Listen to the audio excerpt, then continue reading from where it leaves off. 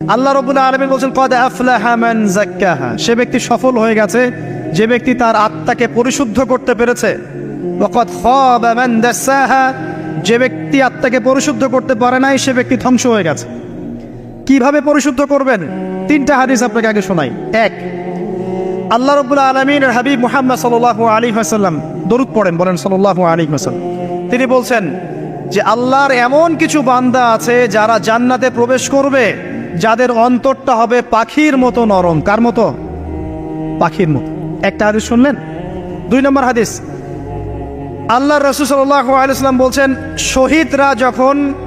শহীদদের আত্মা যখন আল্লাহর কাছে পৌঁছায়, আল্লাহ রাব্বুল আলামিন সেই আত্মাগুলোকে সবুজ রঙের কিছু পাখির মধ্যে প্রদান করেন এবং সেই পাখিগুলো আরশের নিচে লণ্ঠন আছে এখানে বসে থাকে এবং তারা জান্নাতের যে কোনো জায়গায় যায়, ঘুরে খাবার খায়, আবার ফিরে আসে। আল্লাহ পাক তাদেরকে বলেন যে তোমরা কি চাও, তোমরা কি চাও? শহীদরা কিচ্ছু বলতে পারে না। কি চাইবো? আল্লাহ এত নিয়ামত দিয়েছেন, কি চাইব? যখন আল্লাহ বারংবার প্রশ্ন করতে থাকেন তোমরা কি আর কিছু চাও, তোমরা কি আর কিছু চাও, তোমরা কি আর কিছু চাও, তখন শহীদরা শেষে বুঝে যে আমাদের কিছু না কিছু তো বলতে হবে এখন। তখন তারা বলে হে আল্লাহ, আমরা আরো একবার পৃথিবীতে যেতে চাই এবং তোমার পথে জীবন দিয়ে আবার ফিরে আসতে চাই। আল্লাহ পাক বলেন এই সুযোগ তো আর নেই, অতএব তোমাদের আর কিছু চাওয়ার নেই, তোমরা এখানেই থাকো।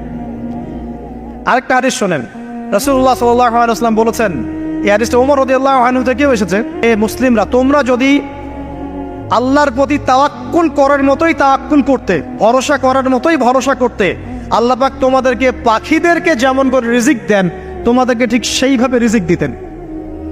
তোমরা কি লক্ষ্য করো না যে পাখিরা খালি পেটে বের হয়ে যায় বাসা থেকে সকালবেলা এবং সন্ধ্যাবেলা ভরা পেটে বাসায় ঢোকে? আপনাকে যে তিনটা হাদিস শোনালাম এই তিনটা হাদিসে একটা শব্দ হচ্ছে কমন। শব্দটা কি বলেন? পাখি। পাখি কি? পাখি।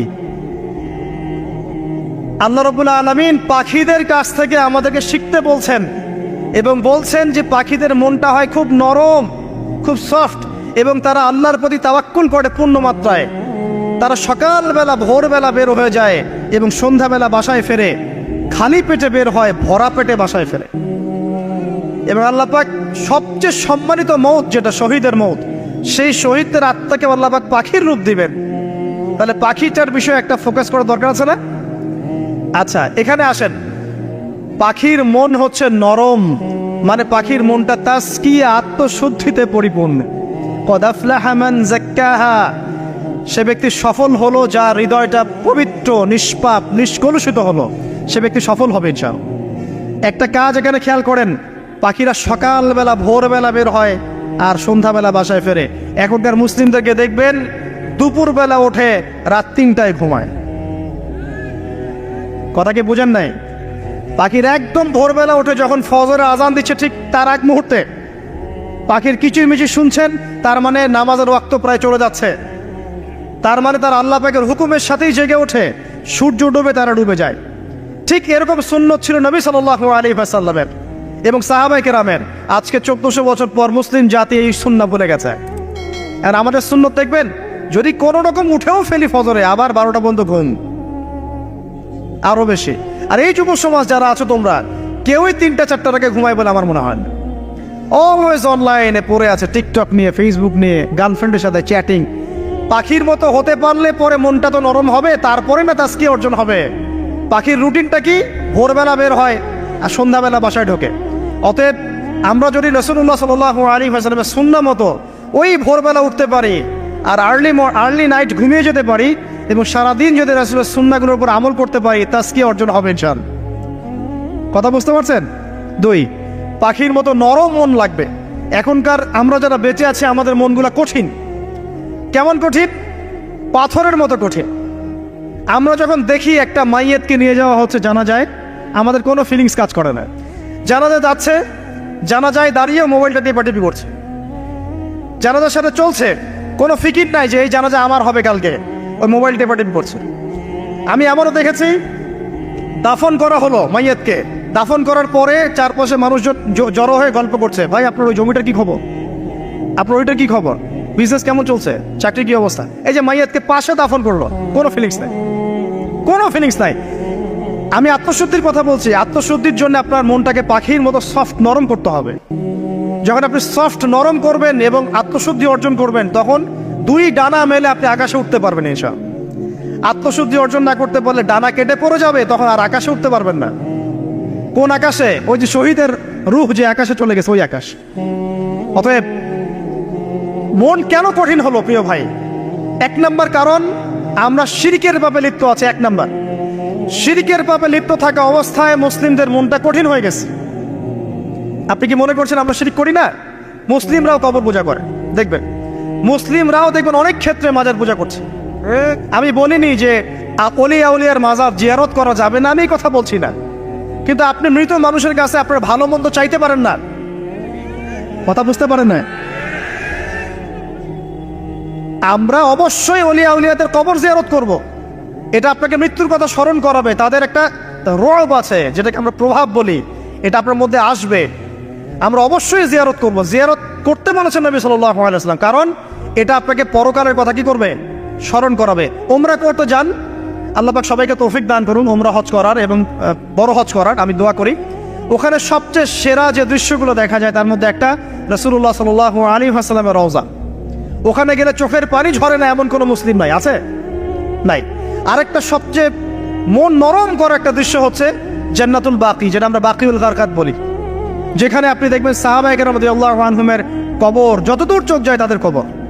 কবরের কোনো মাজার নাই, সেখানে কোনো তাওয়াফ হচ্ছে না কবরকে কেন্দ্র করে, সেখানে কবরে কেউ ফুল চড়াচ্ছে না, একটা ছোট্ট পাথর দেখা যায় এখানে, আর কিছু না। পৃথিবীর সবচেয়ে শ্রেষ্ঠ মানুষগুলো সেখানে শুয়ে আছেন। ওখানে গিয়ে দাঁড়াবেন, দেখবেন নিজেকে তুচ্ছ বলে মনে হবে। আমি এই পৃথিবীতে আর কি করছি? সেরা মানুষগুলি মাটির নিচে, আমি এখানে কি করছি? তো দেখুন প্রিয় ভাইরা, অবশ্যই অলিয়া উলিয়াদের কবর জিয়ারত করবে, কিন্তু মৃত ব্যক্তি আপনার কল্যাণ করতে পারবে? অকল্যাণ করতে পারবে? হ্যাঁ, তারা আল্লাহর কাছে সুপারিশ করতে পারবে আল্লাহ পাক যখন তাদেরকে অনুমতি দিবেন। তারপরে আল্লাহ পাক যখন অনুমতি দিবেন, তখন নবী সাল্লাল্লাহু আলাইহি ওয়াসাল্লাম সুপারিশ করবেন, অলিয়া উলিয়াগণ করবেন, আলেম ওলামা করবেন, শহীদগণ করবেন, হাফেজে কোরআন করবে, অনেকেই করবেন ইনশাআল্লাহ। আল্লাহ পাক আমাদের তাকদীরে এইসব সুপারিশ নসিব করুন বলি না আমি। মুসলিমরা আজকে শিরিক করছে অনেক ক্ষেত্রেই। দেখবেন হাতে একটা এই যে বালা পরে আছে, খুলে না। কেন খুলেন না ভাই? বলে যে এটা খুললে যদি রোগ হয়। রোগ দেওয়ার মালিক কে? ওই বালা না আল্লাহ? এই যে আপনার বিশ্বাস জন্মায় নিয়েছে, এই যে বিশ্বাসটা জন্মিয়েছে আপনার হাতের উপরে, এই বালার উপরে, এটাই শিরক, এটাই শিরক। যদি আপনি বিশ্বাস করেন যে এটা হাতে থাকলে আপনি সুস্থ থাকবেন, হাত থেকে খুলে পড়ে গেলে আপনি আর বাঁচবেন না, এই যে কল্যাণ অকল্যাণের মালিক আপনি কাকে করলেন? ওই বালাকে করেছেন, আল্লাহকে করেন নাই। এখানে শিরক হয়ে গেছে, খুবই সূক্ষ্ম শিরক। আপনি নামাজ পড়ছেন মনে করেন, এখন কিছু মানুষ আসলো, এখন দেখছেন যে হুজুর তো আমার নামাজ দেখছে, নামাজটা খুব সুন্দর করে পড়ার চেষ্টা করলেন, লম্বা নামাজ, সেজদা গিয়ে আর উঠছেন না, খুব সুন্দর নামাজ পড়ছেন। এই যে মানুষকে দেখানোর জন্য নামাজটা পড়ছেন, এটা শিরক। এটা কি? এটাও শিরক। এই যে গণক বসে আছে রাস্তার পাশে, দেখবেন টিয়া পাখি নিয়ে, তারপরে যে কাগজ নিয়ে, আসেন ভাই ভাগ্য পরীক্ষা করে দেই। আরে ভাই, তুমি যদি মানুষের ভাগ্যই পরীক্ষা করতে পারবা, তো তুমি রাস্তার পাশে কেন? তোমার ভাগ্য কেউ পরীক্ষা করেনি কখনো? এতটুকু কমন সেন্স আমাদের নাই। ও যদি আমার ভালো মন্দ করতে পারে বা ভবিষ্যৎ বলতে পারে, তাহলে ও রাস্তার পাশে বসে আছে কিছু? ওর তো প্রাইম মিনিস্টার হওয়ার কথা, এখন ওর তো ইলেকশন করার কথা। তো দেখেন, এই যে ওখানে গিয়ে আমরা কি করি? ভাই আমার হাতটা দেখে দেন, ভাই আমার অতীত বলে দেন, ভবিষ্যৎ বলে দেন। এবং এগুলো দিন দিন বাড়ছে, কিন্তু এই রাশিফল, কবিরাজি, গণকি, এগুলো দিন দিন বাড়ছে। এবং আমি লক্ষ্য করছি দিন দিন আরেকটা জিনিসও বাড়ছে, সেটা হলো জাদুবিদ্যার চর্চা করা। এবং গ্রামে গঞ্জে কুফুরি বাড়ছে না? কুফুরি করা, তাবিজ করা, বিচ্ছেদ করা, স্বামী স্ত্রীর বিচ্ছেদ করা, মেয়েকে বশ করা, সন্তানকে বশ করা, বাড়ছে না? সবই শিরক, এগুলো সবই কুফুরি। এগুলো মুসলিমরা করছে না? মুসলিমরা এসব শিরকে লিপ্ত আছে বলেই তো অন্তর কঠিন হয়ে গেছে। কসাত কুলুবুহুম, তাদের অন্তর কঠিন হয়ে গেছে। তো একটা হাদিস বলে এখানে, খালি নবী সাল্লাল্লাহু আলাইহি ওয়াসাল্লাম বলছেন, যদি কেউ কোনো গণকের কাছে যায়, গিয়ে বলে দেখেন তো আমার হাতটা একটু, ও কিন্তু বিশ্বাস করে না যে এ ভবিষ্যৎ বলতে পারে, খালি এমনি বলেছে একটু দেখেন তো, বলার সাথে সাথেই 40 দিনের নামাজ কবুল হবে। আর যদি তার বলা কথায় বিশ্বাস করে যে হ্যাঁ তোমার ভবিষ্যৎ খুব ভালো, তুমি চাকরি পাবা, এটা করবা সেটা করবা, এবং সে বিশ্বাস করলো হ্যাঁ এটাই হবে। তখন নবী সাল্লাল্লাহু আলাইহি ওয়াসাল্লাম বলছেন সে যেন আল্লাহর পক্ষ থেকে যা নাজিল হয়েছে মানে এই যে কোরআনুল কারীম, এই কোরআনকে যেন সে অস্বীকার করলো, মানে কুফরি করলো। এগুলো আমরা করছি না ভাই? অনেক কিছু করছে। আমরা স্তম্ভের পূজা করছি, অনেক মুসলিম আগুনের পূজা করছে। আগুন জ্বালিয়েছেন, মাথা নত করছেন কেন? আগুনের সামনে আপনি মাথা নত করবেন কেন? আপনি একটা স্তম্ভের সামনে, গাছের কাছে, গাছের সামনে দাঁড়িয়ে মাথা নত করে ধ্যান করবেন কেন? আপনি মেডিটেশন করছেন কি জন্য? আপনাকে নামাজ দেয়া হয় নাই? 5 ওয়াক্ত নামাজ দেয়া হয় নাই? নামাজের চেয়ে বড় মেডিটেশন কিছু আছে নাকি? আপনি ধ্যান করছেন কি জন্য? অনেক মুসলিম তো জিনের উপাসনা করছে, জানেন? অনেক মুসলিম জিনকে তাবে করার চেষ্টা করছে। আর জিন বলে একটা জাতি আছে, এটা সত্য। তো এরকম প্রতিটা ক্ষেত্রে শিরক আছে। শিরক কথায় আছে, কাজে আছে, বিশ্বাসে আছে। দেখবেন মুসলিমরাই আল্লাহ ছাড়া অন্য কারো কাছে দোয়া করছে, মুসলিমরা নজর মানত করছে অন্য জায়গায়, আল্লাহর জন্য নজর মানত করছে না, অন্য কাউকে সন্তুষ্ট করার জন্য করছে। সন্তান হয় না, সন্তান হয় না, এখন কি হবে? সন্তান হয় না তো অমুকের কাছে যাও, সেখানে গিয়ে বকরি জবাই দাও, সন্তান হবে। সুবহানাল্লাহ। তো এই পদ্ধতি ইব্রাহিম আলাইহিস সালামের জানা ছিল না যে শেষ বয়সে তিনি বলছেন রব্বি হাবলি মিনাস সালিহিন। আপনি দোয়া করতে পারেন না? সন্তান হবে না কেন? আল্লাহ পাক তাকদিরে লিখে রাখলেন, অবশ্যই হবে। আর আল্লাহ পাক তাকদিরে না লিখলে কিভাবে হবে? তাকদিরে যে ব্যক্তি বিশ্বাস করে না সে ব্যক্তি হতাশ হয়। যা কিছু হচ্ছে আমাদের জীবনে সবই তাকদির, এর বাইরে একটা মানুষও যেতে পারবে না। তো প্রিয় ভাইরা, কথায়, কাজে এবং চিন্তায় আমরা অনেক শিরিক করছি। শিরিকের কারণে আমাদের অন্তর কঠিন হয়ে গেছে। আরো কেন কঠিন হচ্ছে? বেদাত। আমল করছেন নবীর সুন্নত মারার জায়গায় অন্য কিছু আপনি করছেন, এমন এমন কিছু আমল করছেন যেগুলোর সাথে রাসূলের সুন্নতের কোনো সম্পর্ক নাই এবং সাহাবীদের সুন্নতেরও কোনো সম্পর্ক নেই। এই ক্ষেত্রে গিয়ে আপনি বেদাত করছেন, বেদাত করে অন্তর কঠিন হয়ে যাচ্ছে। অন্তর কঠিন হওয়ার একটা বড় কারণ হচ্ছে হারাম রিজিক। যখন আপনি হারাম রিজিকে যাচ্ছেন, সুদ, ঘুষ, আপনার দুর্নীতি, আপনার এই যে অন্যের সম্পদ আত্মসাৎ করা, হালাল হারামের পরোয়া না করা, এই রিজিক দিয়ে যখন আপনি আপনার দেহ, রক্ত, মাংস গঠিত হচ্ছে, আপনার কলবটা শক্ত হয়ে যাচ্ছে। আমি কি বুঝাতে পারছি না? হারাম রিজিক যখন আপনার শরীরে ঢুকছে, অন্তরটা শক্ত হয়ে যাচ্ছে। একটা হাদিস যথেষ্ট। আল্লাহ রাসূল বলেছেন ইন্নাল্লাহা তাইয়্যিব লা ইকবালু ইল্লা তাইয়্যিব। আল্লাহ পাক পবিত্র সত্তা, তিনি পবিত্র ছাড়া কবুল করেন না।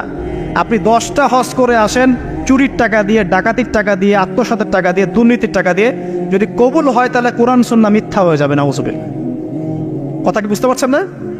আল্লাহ রাব্বুল আলামিন বলছেন আল্লাহ পাক পবিত্র, পবিত্র ছাড়া কবুল করেন না। হারাম রিজিক দিয়ে ইবাদত কবুল হয় না। আমরা ওই যে রংপুর অঞ্চলে একবার ওই যে হারাগাছ একটা অঞ্চল আছে না, সেখানে গিয়েছিলাম। সেখানে মাশাআল্লাহ আবার বিড়ির অনেক ফ্যাক্টরি আছে। কিসের? বিড়ি তো হালাল নাকি? তামাক তো হালাল নাকি? তো সেখানে বিড়ি ফ্যাক্টরির অনেক মালিক আছে এবং তারা মসজিদ কমিটির অনেক দায়িত্বপ্রাপ্ত আর কি। মুসলিমদের গায়রত্ব এখন নাই, মুসলিমরা এদেরকে আবার মসজিদ কমিটির সদস্যও বানিয়েছে। তো এখন মসজিদ কমিটিতে এসে তার প্রভাবে ইমাম সাহেব টিকতে পারে না। দুইজন বলে নামাজের পর হাত তুলে দোয়া করতে হবে, দুইজন বলে করা যাবে না। ঠিক আছে? এই নিয়ে ক্যাচাল, এই ক্যাচাল হতে হতে দেখা গেল এক পর্যায়ে মারামারি পর্যন্ত হয়েছে। মসজিদ ভাগতো হয়েছে, মারামারিও হয়েছে। তো সেখানে আমাকে দাওয়াত করেছিল যে ওয়াজ করার জন্য, দোয়া করার কথা বলছে। তাই আমি বললাম যে দোয়া করে লাভ কি? দোয়া করলেই বা কি, না করলেই বা কি? রিজিকটাই তো হারাম। আপনি তো তামাকের টাকা খাচ্ছেন, তামাক। আপনি মাদকের টাকা খাচ্ছেন, এটাকে হালাল না হারাম? তো হারাম টাকা দিয়ে হাত তুলে দোয়া করলেই কি, না করলেই কি? দোয়া তো উঠছে না উপরে। আগে হারাম রিজিক ছাড়েন, তারপর দোয়া করুন। তো রিজিক হারাম হওয়ার কারণে আমাদের কি হচ্ছে? অন্তরটা কি হচ্ছে ভাই? কঠিন হচ্ছে। ওই পাখির মতো আর মুক্ত আকাশে উঠতে পারবেন না। তারপরে সামনে যান, আরো কেন কঠিন হয়? বস্তুবাদিতা, দুনিয়া। সারাদিন দুনিয়ার ফিকির, দুনিয়ার চিন্তা। খাবো কি, পরবো কি, ব্যাংক ব্যালেন্স, টাকা পয়সা, স্ট্যাটাস, সারাটা দিন দুনিয়ার দুনিয়া। ঘুম থেকে ওঠা থেকে নিয়ে শুরু করে ঘুমানো পর্যন্ত খালি দুনিয়া। যারা দুনিয়ার নেশায় মত্ত হয়ে আছে, এদের অন্তরটা কঠিন হয়ে যায়। এই অন্তরটা পাখির মতো হতে পারবে না। ঠিক আছে কথা? যারা দুনিয়ার নেশায় মত্ত হয়ে আছেন, এই অন্তরটা কঠিন হয়ে যাবে, পাখির মতো হতে পারবে না। তারপর কি? আরো সামনে যান, দিনই জ্ঞান চর্চা না করা অন্তর কঠিন হওয়ার কারণ। আর কি কারণ? পাপ করা, পাপ। যত বেশি আপনি পাপ করবেন, যত বেশি পর্ন দেখবেন, যত বেশি মাদক খাবেন, যত বেশি জুয়া খেলবেন, যত বেশি অহেতুক সময় নষ্ট করবেন, যত বেশি আপনি অন্যের ক্ষতি করবেন, ঠিক আছে, নিরপরাধ মানুষের উপর নির্যাতন করবেন, যত বেশি আপনি পাপ করবেন, পাপ এই পাপ করতে করতে করতে মানুষের অন্তর কঠিন হয়ে যায়। ইবনুল কাইয়্যিম রাহিমাহুল্লাহ বলেছেন যে পাপ করতে থাকলে মানুষের অন্তর কঠিন হয়ে যেতে থাকে, এবং ইস্তেগফার আর জিকির করলে গিয়ে মানুষের অন্তর আবার নরম হতে থাকে। পাপের উপর পাপ করতে থাকলে মানুষের অন্তর কঠিন হতে থাকে। এ বিষয়ে রাসূলুল্লাহ সাল্লাল্লাহু আলাইহি ওয়াসাল্লাম বলেছেন, যখন মানুষ একটা পাপ করে কলবের মধ্যে একটা কালো দাগ পড়ে যায়, যখন আরো একটা পাপ করে আরেকটা কালো দাগ পড়ে যায়। এইভাবে যখন পাপ করতেই থাকে তখন পুরো কলবটাই কালিমা পূর্ণ হয়ে যায়। এই অবস্থায় যদি সে তওবা করে আল্লাহ পাক মাফ করে দিবেন। যদি এই অবস্থায় তার মৃত্যু হয়ে যায়, তার আত্মাটা থেকে দুর্গন্ধ বের হতে থাকে, যে আত্মাটা কবজ করতে পর্যন্ত মালাকুল মউত মানে ঘৃণা পোষণ করেন। কথা কি বুঝতে পারছেন? যখন অন্তর পাপ করতে করতে কলুষিত হয়ে যাবে, ওয়াকাদ খাবা মান দাসাহা, যখন পাপ করতে করতে অন্তর কলুষিত হয়ে যাবে, তখন আপনার এই মালাকুল মউত পর্যন্ত ওই আত্মাটাকে বের করার সময় ঘৃণা করবে, দুর্গন্ধযুক্ত। আল্লাহ পাক আমাদেরকে পাপ থেকে বাঁচিয়ে রাখুন, আমিন।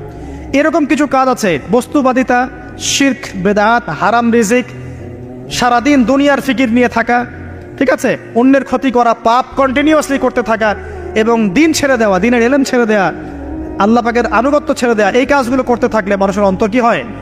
কঠিন হয়ে যায়। এখন সলিউশন কি বলেন? 5 মিনিটে আমি সলিউশন বলছি, কেমন করে আপনি এটাকে নরম করবেন আর পরিশুদ্ধতা অর্জন করবেন এবং ওই পাখির মতো মুক্ত আকাশে উড়বেন, কিভাবে বলবো?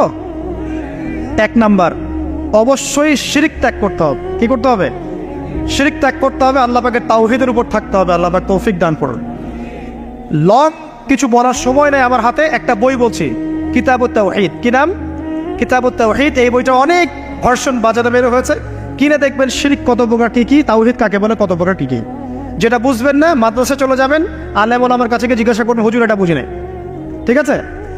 1 নাম্বার, শিরক ত্যাগ করতে হবে। 2 নাম্বার, আপনাকে তাওহীদে থাকতে হবে, এটা 1, অন্তর নরম করার কথা বলছি। 2 নাম্বার, সুন্নতের উপর আমল করতে হবে। ওই যে পাখির কথা বললাম, যে সকালবেলা বের হয় আর সন্ধ্যাবেলা কি করে? বাসায় ফেরে। খালি পেটে বের হয়, ভরা পেটে বাসায় ফেরে। তার মানে আমাদেরকেও সকাল সন্ধ্যাটা কাটাতে হবে নবী সাল্লাল্লাহু আলাইহি ওয়াসাল্লামের সুন্নত অনুযায়ী। যখন তিনি ঘুমাতেন তখন ঘুমাবেন, যখন উঠতেন তখন উঠবেন, বাকি কাজ যেমন করে করতেন তেমন করে করবেন, তখন অন্তর ইনশাআল্লাহ নরম হয়ে যাবে। ঠিক আছে ভাই? 2। 3 নাম্বার, 5 ওয়াক্ত নামাজ জামাতে। নামাজ আপনাকে যে কোনো পাপ থেকে বাঁচাবে ইনশাআল্লাহ। ভাই জেনা করছেন, নামাজ পড়েন। পর্নোগ্রাফি দেখেছেন, তাও তওবা করে নামাজ পড়েন। আপনি হারাম অ্যাফেয়ার্সে আছেন, হতাশ হয়েন না, নামাজ পড়েন। গোনা ছাড়তে পারছেন না, নামাজ পড়েন। সুদ খাচ্ছেন, নামাজ পড়েন। বেপর্দা চলছেন, তাও নামাজ পড়েন। আপনি অন্যের হক নষ্ট করেছেন, তাও নামাজ পড়েন। যে পাপই করেছেন, নামাজটা পড়েন। নামাজ আপনাকে সমস্ত পাপ থেকে বাঁচিয়ে রাখবে ইনশাআল্লাহ। ইনশাআল্লাহ আস্তে আস্তে ইনশাআল্লাহ দেখবেন সব পাপ থেকে আপনি দূরে চলে আসছেন ইনশাআল্লাহ তাআলা। 3 নম্বর নামাজ। 4 নম্বর, বেশি থেকে বেশি, ভাই শোনেন, বেশি থেকে বেশি পরকালের ফিকির করবেন। খালি পরকালের চিন্তা করবেন যে আমাকে মৃত্যুবরণ করতে হবে, কবরে যেতে হবে, পুলসিরাত পার হতে হবে, আল্লাহর সামনে দাঁড়াতে হবে। যত বেশি আপনি আল্লাহর ফিকির করবেন, পরকালের ফিকির করবেন, আপনার মনটা নরম হয়ে যাবে ইনশাআল্লাহ, মনটা শক্ত হবে না। 5 নাম্বার, মানুষের সাথে খুব বেশি মেলামেশা করবেন। মানুষের সাথে খুব বেশি মেলামেশা করলে ইবনুল কাইয়্যিম রাহিমাহুল্লাহ বলেছেন অন্তর কঠিন হয়ে যায়। কারণ মানুষ আপনাকে গীবত করাবে, হ্যাঁ, মানুষ খারাপ কাজে নিয়ে যাবে, বেফাস কথাবার্তা বলবেন, হয়তো বেফাস কাজ করবেন, ফুজুল কি বাত করবেন। এগুলো করতে গিয়ে আপনি দেখবেন অন্তর কঠিন হয়ে গেছে। এত বেশি মানুষের সাথে মেলামেশার দরকার নাই, প্রয়োজন যতটুকু অতটুকু করবেন। ঠিক আছে? আল্লাহ পাক তৌফিক দান করুন, আমিন। কয়টা বললাম? 5। 6, আমার সবচেয়ে প্রিয় নসিহত, প্রত্যেক দিন মিনিমাম 1 ঘন্টা করে কোরআন তেলাওয়াত করবেন বুঝে। আমি বলিনি না বুঝে করলে কোনো নেকি হবে না, প্রত্যেক হরফে 10 নেকি হবেই হবে, কিন্তু আপনি করবেন বুঝে। যখন বুঝে আপনি প্রত্যেক দিন 1 পারা করে বা 1 ঘন্টা করে কোরআন তেলাওয়াত করবেন, আপনার কলিজা, আপনার কলব নরম হতে বাধ্য, এবং আপনার অন্তরে আল্লাহ নূর নেমে আসবে ইনশাআল্লাহ। দেখবেন আপনার কলব থেকে সমস্ত এই যে পঙ্কিলতা, কলুষতা ইনশাআল্লাহ চলে যাবে ইনশাআল্লাহ তাআলা। 2টো জিনিস অন্তরকে পবিত্র করে ফেলে, এক হচ্ছে কোরআন তেলাওয়াত, আর এক হচ্ছে বেশি থেকে বেশি আল্লাহর জিকির এবং ইস্তেগফার। তো কোরআন তেলাওয়াত বাড়িয়ে দেন, আল্লাহ পাক সবাইকে কোরআন তেলাওয়াত করার তৌফিক দান করুন, আমিন। যারা শেখেন নাই আজকে ওয়াদা করেন যে কোরআন আপনারা বিশুদ্ধ করে পড়া শিখবেন, ওয়াদা করেন। আগামী রমজান আসার আগেই এক খতম দেওয়া চাই, পারবেন? এবং কোরআনের চর্চা বাড়িয়ে দিবেন, প্রত্যেক দিন কিছু করেন না করেন কোরআন তেলাওয়াত করতে হবে, ঠিক আছে? আল্লাহ পাক তৌফিকের আয়াত করুন, আমিন। আর বুঝে পড়ার চেষ্টা করবেন। একটা সহজ তাফসীর বলে দেই, মারিফুল কোরআন বাসায় আছে না? মারিফুল কোরআন তাফসীর ইবনে কাসির বাসায় নাই? জালালাইন বাসায় নাই? বাসায় নাই, কিনেন। সারাদিন তো অনেক টাকা পয়সা খরচ করছেন, 3টা তাফসীর কিনেন, জালালাইন কিনেন, মারিফুল কোরআন কিনেন, ইবনে কাসির কিনেন, বাসায় গিয়ে পড়া শুরু করেন। পারবেন না? যে আয়াতটা বুঝবেন না, ওলামায়ে কেরামের কাছে যাবেন, গিয়ে বলবেন হুজুর এটা বুঝে নাই, বুঝাই দেন। নিজে নিজে ব্যাখ্যা করতে যাবেন, ব্যাখ্যা করলে দেখবেন একজন পণ্ডিত বেরোছে, কিছু পণ্ডিত কোরআন পড়ে বলে কোরআনই মানি হাদিস মানি না। এরকম পণ্ডিত দেখেন নাই? কোরআনই মানি হাদিস আর মানি না, কারণ আল্লাহ নাকি নাউজুবিল্লাহ কোরআনে নাকি আল্লাহ পাক হাদিস মানতে বলে নাই, ও নাকি পায় নাই। এই জন্য দেখলাম সুবহানাল্লাহ নামাজ পড়তেছে, কোরআন থেকে নামাজ পড়তেছে, হাদিসের কোনো হেদায়েত নিবে না। মানে কিরকম যে হাত আবার ঠিকই বাঁধতেছে, হাত বাঁধতেছে, রুকু করতেছে, সেজদা করতেছে, এগুলো আবার কোথায় পাইলো আল্লাহ ভালো জানেন। হাত এভাবে বাঁধতেছে, এভাবে হাতটা বাঁধা কোরআনে কোথায় আছে আমি পাইলাম না কোথাও, ঠিক আছে? তা হাদিস ছাড়া কি এগুলো আসবে? হাত বাঁধবো, সেজদায় গিয়ে সুবহান রাব্বিয়াল আলা বলছে না, বলছে আসলামতু লিরাব্বিল আলামিন। এটা কোরআন থেকে বলছে। অথচ নবী সাল্লাল্লাহু আলাইহি ওয়াসাল্লাম হাদিস থেকে বলছেন সুবহান রাব্বিয়াল আলা সুবহান কুদ্দুসুন রব্বুল মালাইকাতি ওয়ার রূহ সুবহানাকাল্লাহুম্মা রাব্বানা ওয়া বিহামদিকা আল্লাহুম্মা ইগফির। এইগুলো নাই, ও বলছে আসলামতু লিরাব্বিল আলামিন। মানে কোরআন মানি হাদিস মানি না। এত বেশি পণ্ডিত হওয়ার দরকার নাই, এরা হচ্ছে ইচরা পাকা টাইপের পণ্ডিত। ওমর রাদিয়াল্লাহু আনহুর যুগে বেঁচে থাকলে এদেরকে পিটাই সোজা করে ফেলাইতে হবে। ফাইজলামি শুরু করছে, কোরআন মানি হাদিস মানি না। আল্লাহ পাক কোরআনে বলছেন ওয়া মা আতাকুমুর রাসূলু ফাখুযু, রাসূল যা দিয়েছেন তা গ্রহণ করো। ওয়া মা নাহাকুম আনহু ফান্তাহু, রাসূল যা নিষেধ করছেন দূরে থাকো। রাসূল যা দেন সেটা হাদিস না? রাসূল যা দেন সেটা সুন্নাহ না? সুন্নাহ তো সে মানেই না, আলটিমেটলি সে কোরআনই মানে না। তো আসল কথা হচ্ছে এইসব ফিতনা থেকে বেঁচে থাকবেন, কোরআন তেলাওয়াত বাড়িয়ে দেন। কয়টা বলছি? 5টা 6টা। 7 নাম্বার, বেশি থেকে বেশি ইস্তেগফার সারাদিন পড়বেন। আস্তাগফিরুল্লাহ ওয়া আতুবু ইলাইহি, আস্তাগফিরুল্লাহ ওয়া আতুবু ইলাইহি, আস্তাগফিরুল্লাহাল্লাযী লা ইলাহা ইল্লা হুয়াল হাইয়ুল কাইয়্যুম ওয়া আতুবু ইলাইহি। প্রত্যেকদিন পড়তে হবে 100 বার করে। কতবার করে? 100 বার। 8 নাম্বার, বেশি বেশি আল্লাহর জিকির, চলতে ফিরতে জিকির। সুবহানাল্লাহ, আলহামদুলিল্লাহ, লা ইলাহা ইল্লাল্লাহ, আল্লাহু আকবার, লা হাওলা ওয়ালা কুওয়াতা ইল্লা বিল্লাহ। বলবেন হাসবুনাল্লাহু ওয়া নি'মাল ওয়াকিল, ঠিক আছে? সুবহানাকাল্লাহুম্মা রাব্বানা ওয়া বিহামদিকা আল্লাহুম্মা ইগফিরলি, সুবহানাল্লাহি ওয়া বিহামদিহি আদাদা খালকিহি ওয়া রিদা নাফসিহি ওয়া জিনাতা আরশিহি ওয়া বিদায়াতা কালিমাতিহি। যত জিকির আছে সব করবেন, জিকির বাড়াবেন। যত জিকির বাড়াবেন অন্তর পরিশুদ্ধ হবে ইনশাআল্লাহ আযজা ওয়া জাল। কয়টা বলছে? 8। আর 2টা বলি 9। অন্যের হক নষ্ট করবেন না। অন্যের হক নষ্ট করলেই মন কঠিন হয়ে যাবে। অন্যের হক নষ্ট করবেন না, বরং মানবতার কল্যাণে কাজ করেন। যে কাজগুলো মানব সেবামূলক সেগুলো করেন। রক্তদান কর্মসূচি করেন, গাছ লাগান, এতিমের মাথায় হাত বোলান, বিধবার খোঁজ খবর নেন, ঠিক আছে? মেয়েদের সেলাই মেশিন কিনে দেন, মানুষের উপকারে কাজ করেন। দেখবেন আপনার মনটা নরম হয়ে যাবে। চাও যার মন নরম এবং যার মনের মধ্যে সততা আছে, আল্লাহ পাক ইনশাআল্লাহ সেখানে অবশ্যই হেদায়েত ঢালবে ইনশাআল্লাহ তাআলা। আর 10 নম্বর সবচেয়ে শেষ হচ্ছে যে কবর জিয়ারত করবেন বেশি বেশি করে, এবং নিজের মৌতের কথা স্মরণ করে আল্লাহর কাছে বেশি বেশি দোয়া করবেন। কি দোয়া করবেন? ইয়া মুকাল্লিবাল কুলুব সাব্বিত কলবি আলা দীনিক, ইয়া মুসাররিফাল কুলুব সাররিফ কুলুবানা আলা তাআতিক। এই দোয়াগুলো করবেন ইনশাআল্লাহ। এবং কবর জিয়ারত করবেন সপ্তাহে সপ্তাহে, পারলে 2 দিন 3 দিন পর পর কবরস্থানে যাবেন। ইনশাআল্লাহ দেখবেন আপনার মন নরম হবে ইনশাআল্লাহ আযজা ওয়া জাল। এখনকার এই সভ্যতা এসে কবরস্থানকে সমাজ থেকে দূরে সরিয়ে দিয়েছে। অথচ আগে মুসলিমদের কবরস্থান ছিল মসজিদের পাশে, 5 ওয়াক্ত নামাজ পড়তো, কবর জিয়ারত করে বাসায় যেত। 5 ওয়াক্ত নামাজ পড়তে আসতো, কবরকে দেখতো, পরকালের কথা স্মরণ হতো। এখন কবরস্থান ওই যে দূরে, সারা জীবনে একবার যায় কিনা সন্দেহ আছে। এই 10টা কাজ যদি আপনারা করতে পারেন ইনশাআল্লাহ তাআলা, আমাদের কলবটা ইনশাআল্লাহ নরম হবে, আত্মশুদ্ধি অর্জিত হবে। আর এগুলোর পাশাপাশি অবশ্যই আল্লাহওয়ালা আত্মশুদ্ধিওয়ালা মানুষের সোহবতে গিয়ে থাকবেন। আল্লাহওয়ালা আত্মশুদ্ধিওয়ালা মানুষের সোহবতে গিয়ে থাকলে তাদেরকে দেখেই দেখবেন মনটা নরম হয়ে যাবে ইনশাআল্লাহ। ইলমি পরিবেশে থাকেন, দিনী পরিবেশে থাকেন, আমর বিল মারুফ নাহি আনিল মুনকারের কাজ করেন। 3 দিন 7 দিন 40 দিন যতদিন পারেন আল্লাহর পথে সময় লাগান। আমি এটাকে আপনার আত্মশুদ্ধির জন্য বলছি, এটাই একমাত্র পথ পদ্ধতি আত্মশুদ্ধির, এটা বলছি না। এখানে গেলে আপনি ইনশাআল্লাহ আপনার ইসলাহ এবং সংশোধনের জন্য কাজ করতে পারবেন। আল্লাহ রাব্বুল আলামিন আমাদের সবার কলবগুলোকে পরিচ্ছন্ন করুন। আল্লাহ পাক আমাদের সবাইকে শিরকের পাপ থেকে বাঁচিয়ে রাখুন। হৃদয় কঠিন হওয়া থেকে বাঁচিয়ে রাখুন। আল্লাহ পাক আমাদেরকে বেশি থেকে বেশি কোরআন তেলাওয়াত করার তৌফিক দান করুন, দ্বীনি জ্ঞান চর্চা করার তৌফিক দান করুন। আল্লাহ পাক আমাদের সবাইকে হারাম রিজিক, জেনা, সুদ, ঘুষ থেকে বাঁচিয়ে রাখুন। আল্লাহ পাক আমাদেরকে পরকালীন চেতনায় এই দুনিয়ার জীবন কাটানোর তৌফিক এনায়েত করুন, আমিন। আমরা আজকে এই যে পাখিদের মতো অন্তর নিয়ে কথা বললাম, আমরা যদি এই আমলগুলোর মধ্য দিয়ে অন্তরটাকে পবিত্র করতে পারি, ইনশাআল্লাহ ওই শহীদদের যে নরম পাখির অন্তর, সেটা আমরা লাভ করতে পারবো ইনশাআল্লাহ।